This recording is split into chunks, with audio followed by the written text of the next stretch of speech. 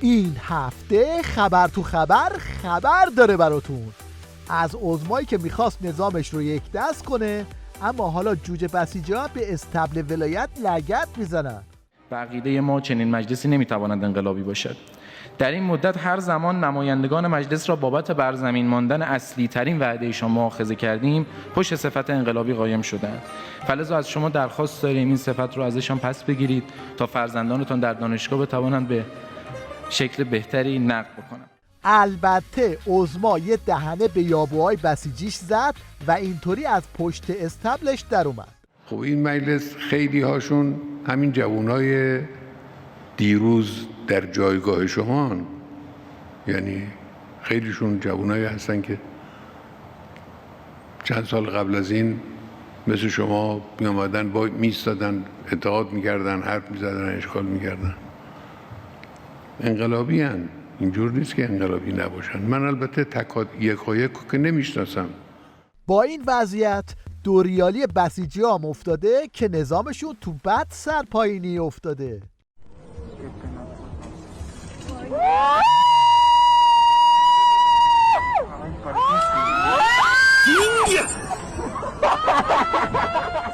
بعد از فضاحت قضیه سیسمونی خالیباف، نوچه‌هاش تو استبل ولایت همچنان مشغول مالکشی هستند.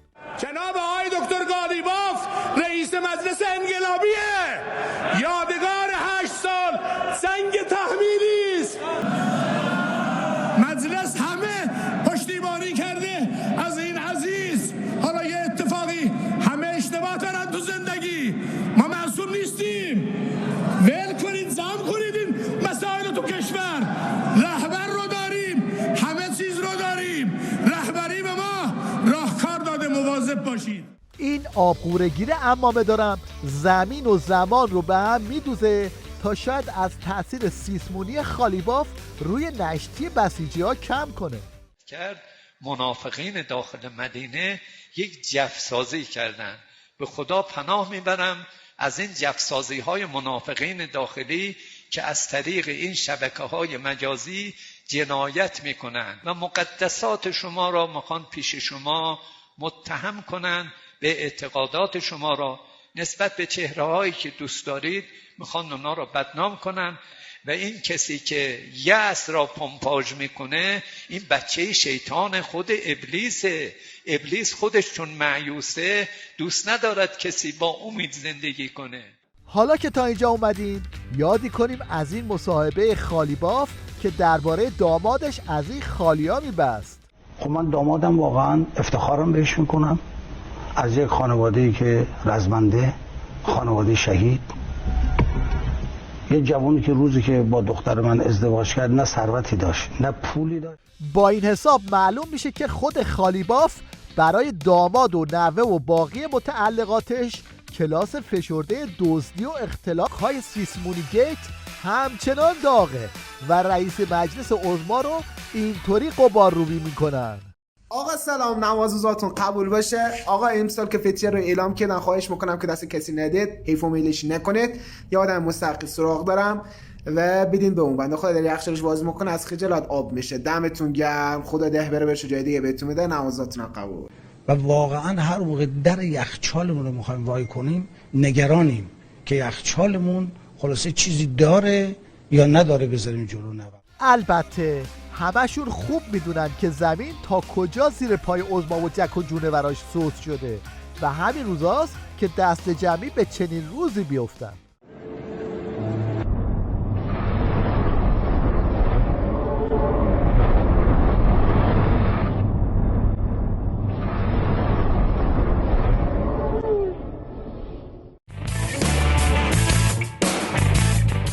سیسمونی و زندگی های لاکچری سهم آخوندا و بچه هاشونه.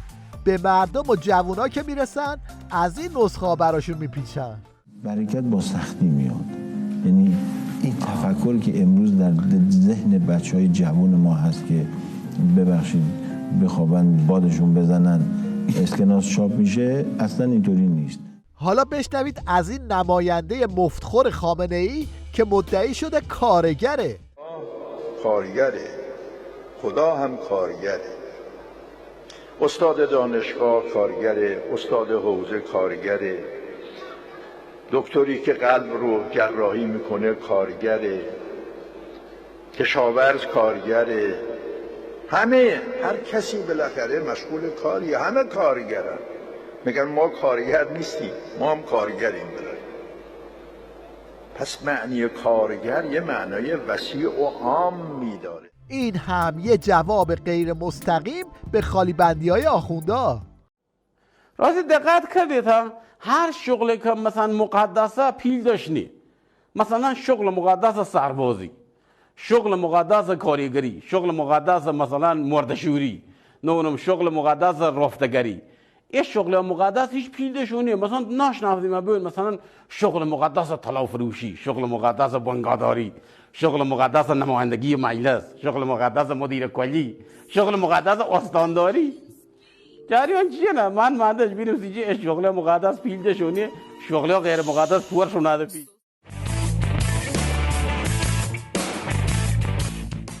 در هفته‌ای که گذشت یکی از نوچه‌های تروریست خامنه‌ای سقط شد و آخوندا براش حسابی گلو پاره کردن.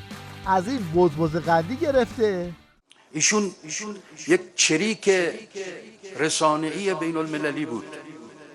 طالبزاده یک مجاهد عرصه بین الملل بود و در جهت جهانی شدن، جهانی کردن پیام انقلاب در پوست خودش نگنجید.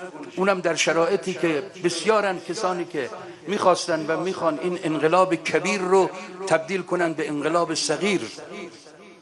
تا این پاسدار قاسمی که از فرصت پیش اومده برای تصفیه حسابهای باندی استفاده کرد. لعنت خدا و رسول بر هاشمی، بر خاتمی، بر روحانی و عوامل رسانه ایشون.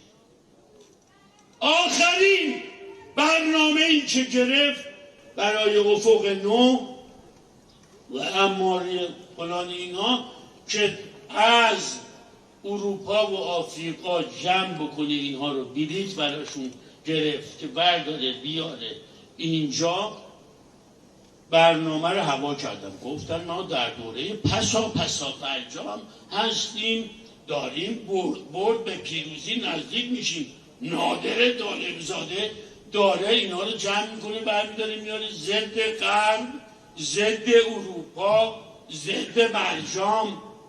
نمیخوام بگم تبریک به صهیونیست ها و نتانیاهو اینها، ولی کارتون رو کردید. ترور بیولوژیک جواب داد. چه اینجا حالا پزشک ها و آقا فلان برو بابا جون دنبال کار زندگی. این هم یک تیکه از برنامه‌های پاسدار طالبزاده که توش با وقاحت شلیک به هواپیمای اوکراینی رو ماسمالی میکنه و میگه اینا در برابر امنیت عظما هیچی نیست. از این اتفاقات 10 تا دیگه هم بیفته در مقابل اون اتفاق اصلی که هستش هیچه.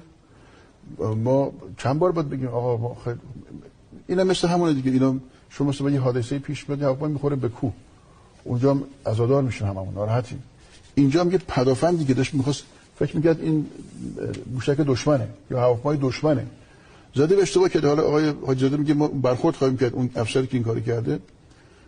لذا صحنه رو گم نکنیم، قاطی پاتی نکنیم. آره 4 نفر جمع شدن میگن چه و چه اینها. از این موضوع عبور خواهیم کرد. حواستون باشه که تصویر بزرگتر رو و واقعی فراموش نکنیم. حالا خداوند متعال تقدیر کرده این تو بیو. قمپوز درمانی‌های آخونده هم در هفته گذشته همچنان ادامه داشت. جمهوری اسلامی ایران یک ابرقدرته در دنیا و در منطقه. نگید آقا ما مشکل داخلی هم داریم، گرانی ها، تورم، این مشکلات وجود داره، اما در سطح بین الملل دستاوردهای این انقلاب، عظمتی را که خلق شده و آفریده شده خیلی بالاتر از این هاست. یکی نیست بگه شما چه ابرقدرتی هستید که حرفای یک پدر بازنشسته رو هم نمیتونید تحمل کنید و اینطوری از وسط تجمع اون رو میدزدید. شد این که بگی من طلب، الان من به شما بگم عجب ابرقدرتی که آب رو هم برای شهروندانش فروشی کرده. آب فروشی بگاه کارتیه این آب فروشی. آقا این اختلافش یعنی چی آب فروشی آقا؟ به به به، ایستگاه فروش آب تصفیه کارتی. بارکالله بارکالله بارکالله بارکالله. هم شیر آبی تو خونه، هم کنتور ازت پول بگیرن، هم اینجا. این هم یه نمونه از محصولات خودروسازی ولایت با فناوری تف چسبون. نگاه کن سایپا یه سال برق کانال کولر یک سال. شما مشکلتون رو میگین؟ مشکل من با دلامه میخوام. برای چی میخواین؟ به خاطر این چیه درست کرده؟ کانال کولره 100,000 تومان خواستم جریمه بشم. این لوله پرت شده بیرون. این توفی بوده، توفی. آره با توف چسبونده آقا. خودروسازی آخوندا تا دلتون بخواد آپشن جدید داره. این یکی رو مطمئنم ندیده بودید. سلام و درود. یکی دیگر از افتخارات ایران خودرو. آقا در ماشین باز کنید. همونطور که میبینید قفل در بازه. اینجاست. میبندیم الان. قفل کنید. کلیدم بذارید رو سقف. امتحان کنید در بسته باشه، قفل باشه. در امتحان کنید. حالا تیغه های برفاکن رو با دست بیارید بالا. بله بفرما. اینم درب باز، بدون کلید، بدون ریموت. موفقا پیروز باشی. حالا که تا اینجا اومدیم یه نگاهی هم به چراغ عقب دانش بنیان این خودروها بندازیم که با استفاده از فناوری پنیری ساخته شده.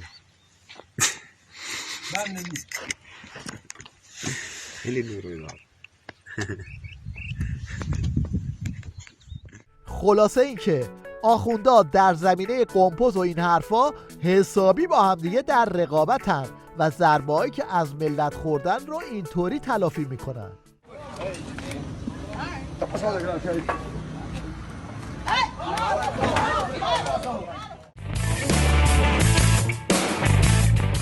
تو هفته گذشته یکی از رفقای درپیتی پاسدار سلیمانی رفت آمریکا تا برای یکی از فیلم‌های دوغکی عظما بازارگرمی کنه و به بسیجی‌های کرواتی عظما تو آمریکا سرویس بده.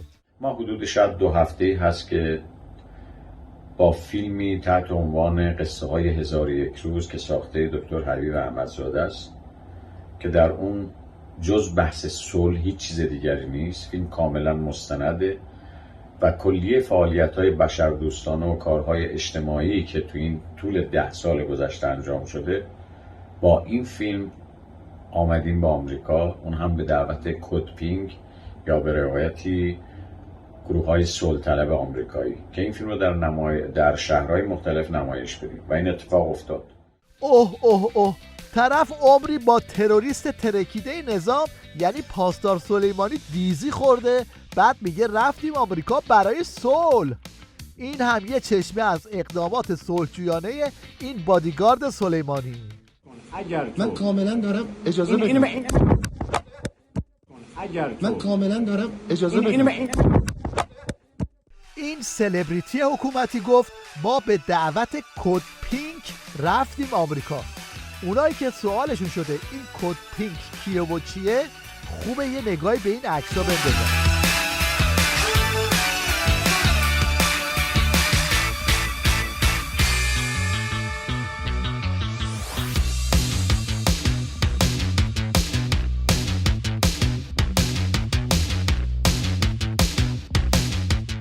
اینا در زمانی به دنبال وزن پینه زدن به نظام آشولاش ولایتن که حتی بسیجی ها هم اینطوری به رئیس جمهور نور چشمی عظما یعنی رئیسی جلاد لگد میزنن. آقای رئیسی سلام علیکم. ما به خدا از شما، هیئت دولت، از شورای شهر، از مجلس، آقا از شما اصلا ارزونی نمیخوایم. برنج رو 30 تحویل گرفتین شده 100 تومن. گوجه رو 5 تحویل گرفتین شده 15 تومن. زولبیا بامیه رو 30 تحویل گرفتین شده 70 تومن. پراید اومدین 140 تومن تحویل گرفتین، پراید شده 200 تومن. یعنی چی؟ همه چی که چند برابر شد که. دلار 23 تومن تحویل گرفتین شده 28,000 تومن، هنوز نتونستین زیر 25,500 تومن بیارین. خب بعد چی کی دیگه؟ نزدیک 1 سال داره میشه. 4 روز دیگه هم میگید تموم شد و فلان شد و دوباره میگید بیاد رأی بدیم، دوباره همون وعده و دوباره همون وعید و دوباره همون داستانو. نشد که همش تکراری. عظما یکی رو فرستاده بالا که نظامش رو نجات بده. حالا همه افتادن به دست و پا که همین فضاحت رو جمع جور کنن.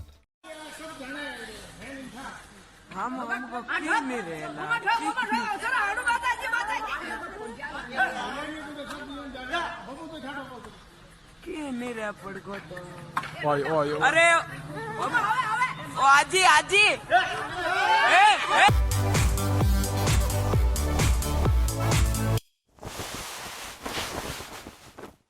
در پایان توجه شما رو به هنرنمایی این جوون هموطن بختیاری جلب می‌کنیم که هیچ کدوم از تیراش به خطا نمیره.